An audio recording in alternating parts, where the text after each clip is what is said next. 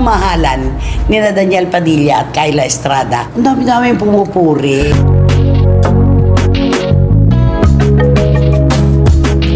Ikinukwento po ng aming source na ang laki-laki talaga na ipinagbago ni Daniel Padilla. Kasi daw po habang kumakain si Kyla at saka si Daniel, irerespeto mo. Hindi sila nagpi-PDA. Bitiranang kolumnista na si Christopher Min nagulat sa napakalaking ipinagbago ni na Daniel Padilla at Kyla Estrada.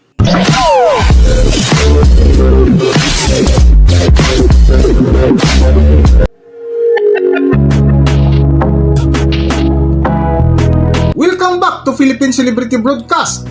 Nitong nakalipas nga na mga araw ay laman sa social media ang gwapitong aktor na si Daniel Padilla kasama ang napabalitang kasintahan na si Kyla Estrada na namamasyal sa isang mall na kung saan mainit din ito sa paksa ni na Christopher Min na ikinuwento ng kanilang source ang napakalaking ipinagbago ngayon ni na Daniel Padilla at Kyla Estrada.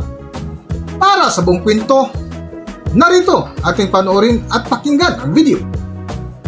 Okay, dito na tayo sa pangalawa. Alam mo talaga, no? Itong pagmamahalan ni Daniel Padilla at Kyla Estrada, ang dami-dami yung pumupuri. Ito yung masasabi mong wagas at punong-puno ng respeto. Tsaka walang nega tayong naririnig. Eto, meron po kaming source na may-ari po ng isang sosyal na Establishmento. restaurant. Wow. Ang kapatid. Ayaw lang niyang pabanggit ang pangalan dahil syempre nga naman, di ba? Oh, kasi pangit kasi yung pag yung mga kumakain, inaano mo. Baka diba? mamaya sabihin, nako, Wala palang pinopromote nyo private. lang, ganito, no?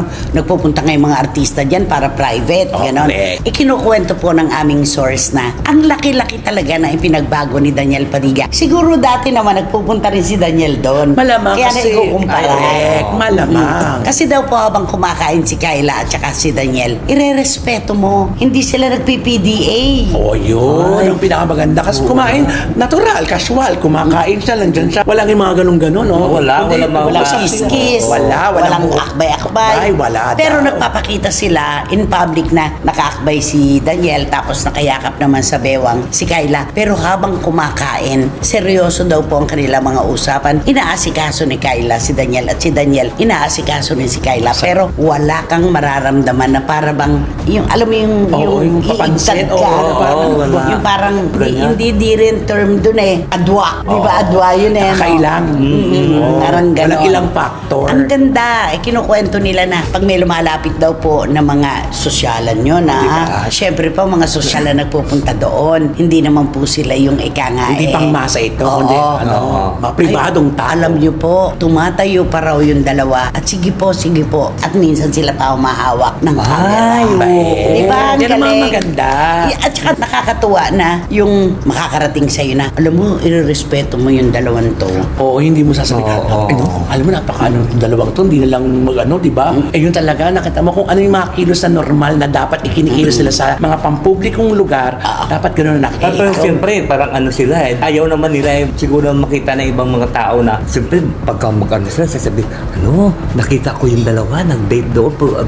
Napaka-ano nilang dalawa. Di ba mayroon naman, kung ano naman PDA. masasabi. Kung ano naman masasabi. May kilala ka ng bang mga- ganyan na pag nasa publiko, PDA talaga ng todo? Oh. Ay, parang, pero mayroon akong kakilala na parang wala ding kontrobersya. Oo, di ba na magkarelasyon din. At saka parang hindi sila nagpapakita din sa madlang people na Na sweet. very sweet sila. Sino ito? Oo. Sino to? Isa din yun. Isa din yung wala Maingat talaga. sa kapribaduhan. At saka Oo. alam mo yung binibigay nila yung moment sa isa't isa. Oo. Okay lang ako dito ako. Parang wala kang may marinig sa Totoo. kanila, wala kang may makita na, yung dalawa talaga. Makita kung mo lang holding hands mag-post, lang. matutunaw ka sa kilig. Ay, oo. Totoo. Di Yun ba pag naman. nagpo-post sila? Oo, parang ganun din. Para Daniel Padilla din at saka Kyla, di ba? Wala kang may makita, pero pagka mag-post, ang sweet, Sweet. ng dalawa, Totoo. di ba? Talagang kita ko naman si Kyla, di ba? Pagka mag-post, di ba? Parang sinasabi nga, nung makita nga yung mga kasiksihan ni Kyla. Ano kaya masabi dito ni Daniel sa mga post ni Kyla? Palagay ko Di ba? tanggap na ni Daniel yung ganyan kasi nung magkakilala naman sila ni Kyla, naging magkaibigan at maging magkarelasyon. Alam na niya Oo. na talagang kayang gawin at pinaninindigan ni Kyla yung mga ginagawa niya ngayon. Totoo. Hindi niya dapat baguhin kung ano yung pagkakilala niya sa girlfriend niya. Totoo. Mature na sila Oo. sila At kahit pareho. naman si Kyla, hindi rin pagbabawalan naman, di ba? Si Daniel, Ito na yun eh, nandito na tayo sa mundo ng Ang kailangan i-absorb natin kung ano yung bago, kung ano yung ano. Huwag tayo magpaiwan para ano. Basta nagsusuportahan sila. Yes. Ganun yun. Hanggang dito na lang muna ang ating video at kung nagustuhan nyo, huwag kalimutan mag-subscribe at pindutin nyo na rin ang notification bell para ma-notify kayo sa ating susunod na video. Maraming salamat!